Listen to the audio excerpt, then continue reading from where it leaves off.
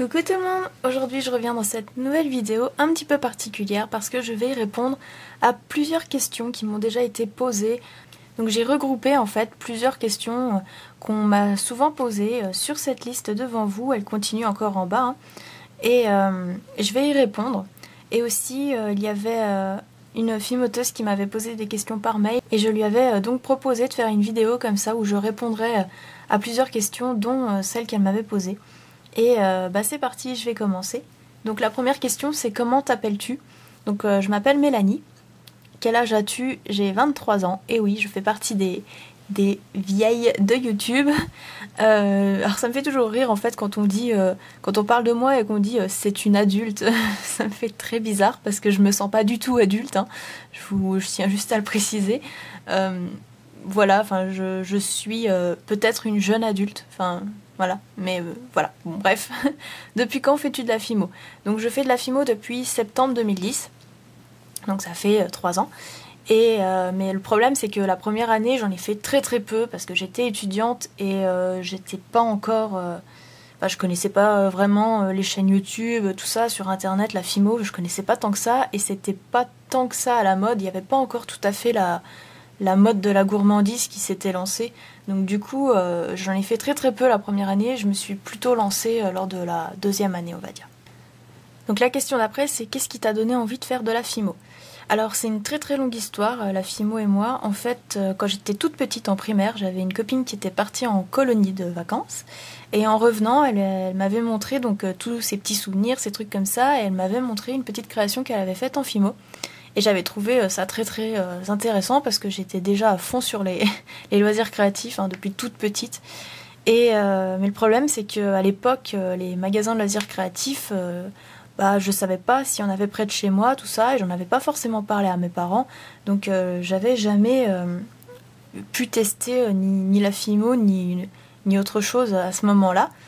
Et c'est bien plus tard, quand j'ai eu 20 ans, que je me suis lancée dans la FIMO. Et c'était suite à une discussion avec une amie qui portait un collier. C'était une grosse fraise faite en FIMO par sa meilleure amie. Et si elle se reconnaît, si elle passe par là, Julie, je te fais de gros bisous. Et en fait, ça a été le déclic parce que j'ai trouvé ça génial. Et moi qui suis quelqu'un de très très difficile, c'est vraiment une chance pour moi de pouvoir me faire mes propres bijoux parce que bien souvent on trouve pas notre bonheur forcément dans toutes les boutiques et pas forcément au prix qu'on voudrait non plus.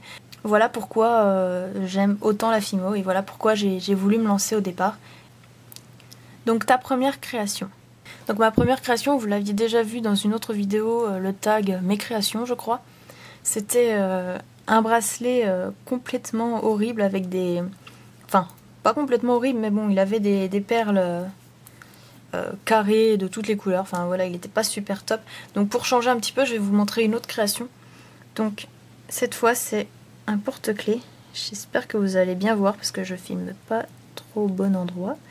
Donc voilà, il y a des petites perles avec du ruban organza. Et donc au bout, il y a le fameux macaron, le fameux premier macaron que j'ai fait, qui est vraiment à revoir. Il y avait une petite glace comme ça, toujours avec les petites perles. Bon, c'est un peu poussiéreux. Voilà, et je savais pas du tout comment faire l'effet croquet à l'époque, donc je galérais vraiment. Il y a une petite breloque comme ceci. C'est un cœur. Et pour finir, il y a un réglisse. Donc pour ma première création. Et la dernière création, du moins, entre autres, entre d'autres créations. Donc c'est monté sur un collier. Et c'est ceci. J'espère vraiment que vous voyez bien parce que là, j'utilise pas la bonne lumière. Donc voilà, c'est un petit pendentif comme ça avec plein de roses dessus. Et des petites tiges de feuilles. Et tout autour, c'est vert. Donc voilà. Alors, pourquoi as-tu créé une chaîne YouTube? Au départ, c'était... en fait, j'ai une boutique en ligne et je voulais faire connaître un petit peu mes créations parce que je venais de la lancer et ça marchait pas tant que ça. Donc du coup, je me suis dit, il faut vraiment que je parle de mes créations à quelqu'un, il faut que je trouve un moyen d'en parler, de les montrer. Donc du coup, j'ai pensé à YouTube, parce que ça faisait un petit moment que je suivais certaines personnes sur YouTube, comme ça, des fimoteuses. Donc je me suis dit, pourquoi pas moi, mais étant quelqu'un d'assez timide, j'ai eu du mal à me lancer, je sais pas si ça se sentait dans mes premières vidéos, j'avais un peu de mal à parler, tout ça. Et du coup, c'était assez difficile pour moi, mais j'ai réussi, je pense. Et du coup, voilà, c'était pour faire connaître mes créations et rencontrer d'autres personnes, d'autres fimoteuses, tout ça. Pourquoi Little and Cute 1 En fait, au départ, ça devait être juste Little and Cute, parce que j'ai créé cette chaîne YouTube avant d'avoir ma boutique en ligne. Ma boutique s'appelle Jolie Fimoterie, mais je voulais trouver en fait Je voulais au départ que ma chaîne YouTube s'appelle pareil que ma boutique, sauf que j'avais vraiment du mal à trouver un nom à ma boutique. Et au départ, ma boutique, je voulais l'appeler Petit et Mignon. Ça me plaisait bien, mais en fait, quand j'en ai parlé autour de moi, les gens me disaient oui, mais le problème c'est qu'on on sait pas vraiment ce que tu vends dans cette boutique. Quand tu l'appelles Petit et Mignon, on sait pas que c'est des bijoux en pâte polymère, quoi. Donc du coup, c'est pour ça que je me suis rabattue sur Jolie Fimoterie, sauf que le problème, c'est que j'avais déjà créé Little and Cute 1 sur YouTube, et je commençais à me faire un petit peu connaître sous ce nom-là, donc c'est pour ça que j'ai jamais changé de nom à ma chaîne, parce que voilà, c'est mon pseudo et ça restera comme ça. Tant pis s'il n'a aucun rapport avec ni mon blog, ni ma page Facebook, ni ma boutique, ni rien du tout. Mais au moins, c'est mon pseudo YouTube et comme ça, vous pouvez me retrouver. Donc, as-tu une boutique? Bien sûr, je viens d'en parler, donc c'est jolifimoterie.wifeo.com. Donc l'adresse se retrouve en fait sous chaque vidéo que je poste. Et vous y retrouverez toutes mes créations.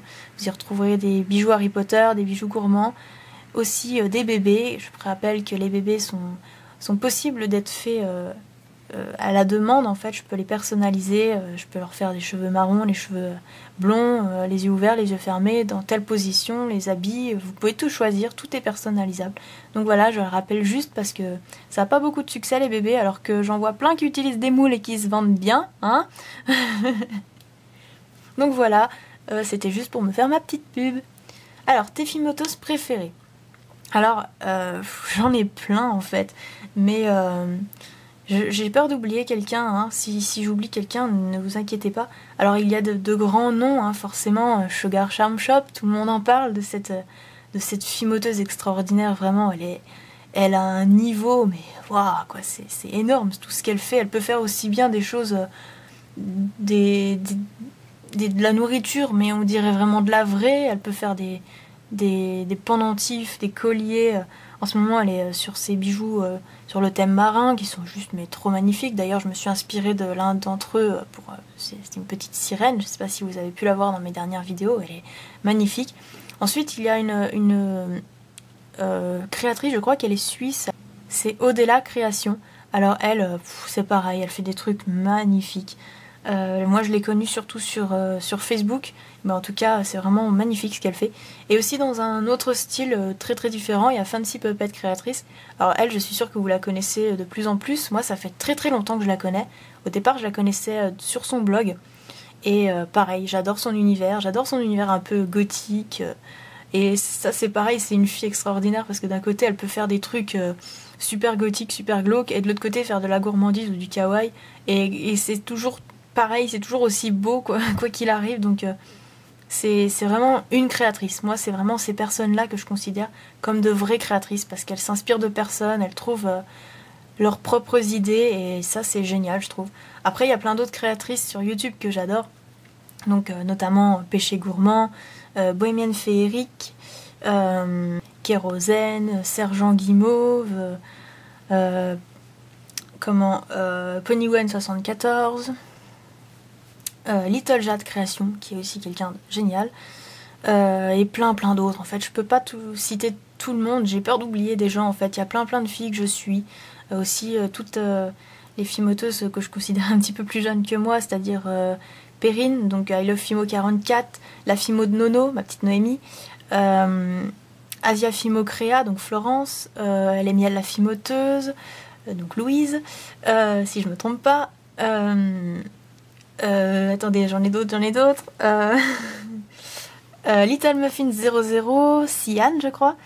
Donc voilà, toutes ces petites créatrices qui me plaisent vraiment beaucoup et continuez comme ça les filles parce que franchement, je sais pas si à votre âge j'aurais osé me lancer dans tout ça. Donc bravo à vous toutes et continuez surtout de nous faire rêver avec vos petites créations qui sont toujours très plaisantes à regarder. Peux-tu montrer ton visage? Alors la question, s'il y en avait une, enfin parmi un peu d'autres, mais celle-ci elle m'est vraiment souvent posée. Peux-tu montrer ton visage? Alors déjà, non. Mais pourquoi? Je l'ai dit tout à l'heure, je suis quelqu'un de très timide. Et me poster comme ça devant mon appareil photo et de filmer, ce serait pour le moment juste impossible.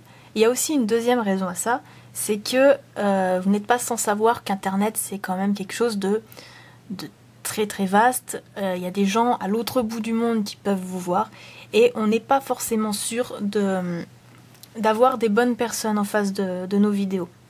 Donc quelqu'un peut très bien, en s'y connaissant un peu un peu en internet, en informatique, très bien utiliser votre image pour en faire des choses dont vous n'avez vraiment pas envie, vraiment. Donc il faut toujours faire attention quand on poste son image sur internet, que ce soit en vidéo ou en photo, il faut vraiment faire attention. Donc moi, pour éviter tout ça, je préfère ne pas me montrer à la caméra et voilà, c'est mon choix. Peut-être un jour je vous posterai une photo, à la limite, si vous voulez voir à quoi je ressemble. Je peux le comprendre, mais me montrer dans une vidéo, je ne pense pas.